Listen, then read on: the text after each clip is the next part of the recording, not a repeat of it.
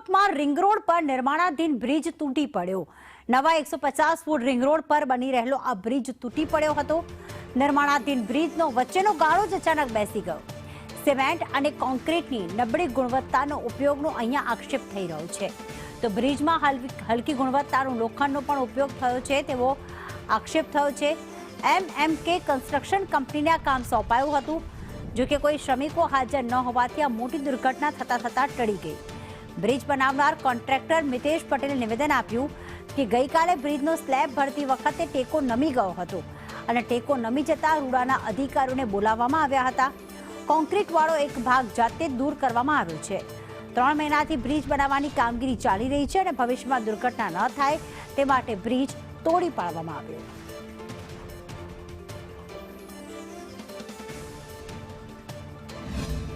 ઘટના કાલે કોન્ક્રીટનું કામ ચાલુ હતું। અમારું કોન્ક્રીટ કામ દરમિયાન અમને એવું જણાતા કે નીચેનો જે ટેકા મારેલા હોય 4 ઇંચ નમી જતા, એટલે બ્રિજના કામમાં લેવલ ડિફરન્ટ ચાલે નહીં। માટે કરી અમે અને સાહેબો દ્વારા ડિસિઝન લેવામાં આવ્યું કે ભવિષ્યમાં કોઈ જાનહાનિ ન થાય માટે કરી અને આનું ડિસમેટલિંગ તાત્કાલિક ધોરણે કરવું। કામ 3 મહિનાથી અંદાજે ચાલુ કરેલ છે અને આ બ્રિજની અમાઉન્ટ 2.5 થી 3 કરોડ જેવી છે।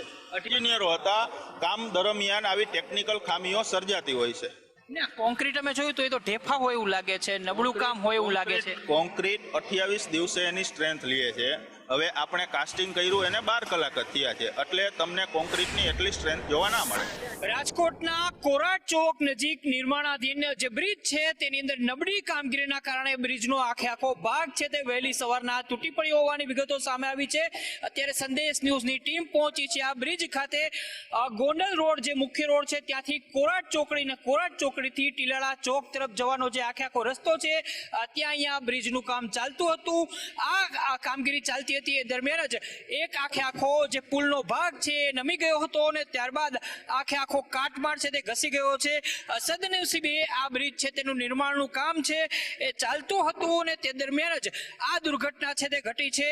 સારી વાત એ છે કે અહીંયા કોઈ પણ વ્યક્તિ હાજર નહોતો જેના કારણે દુર્ઘટનાની અંદર કોઈ જાનહાનિ થઈ નથી, પરંતુ સૌથી મોટી વાત એ છે કે આખા બ્રિજની અંદર જે કામગીરી કરવાની હોય છે, જે લોખંડ વાપરવાનું હોય છે, જે મટીરિયલ વાપરવાનું હોય છે, અહીંયા પ્રથમ દ્રષ્ટિએ નબળું હોય તે પ્રકારની વિગતો છે એ અત્યારે સામે આવી રહી છે। આ દ્રશ્યોની અંદર તમે જોઈ શકો છો કે અહીંયા જે મજૂરો છે એ કાટમાળ ખસેડવાની કોશિશ કરી રહ્યા છે। કેમેરામેન માધવ ભટ્ટ સાથે મયુર સોની, સંદેશ ન્યૂઝ, રાજકોટ।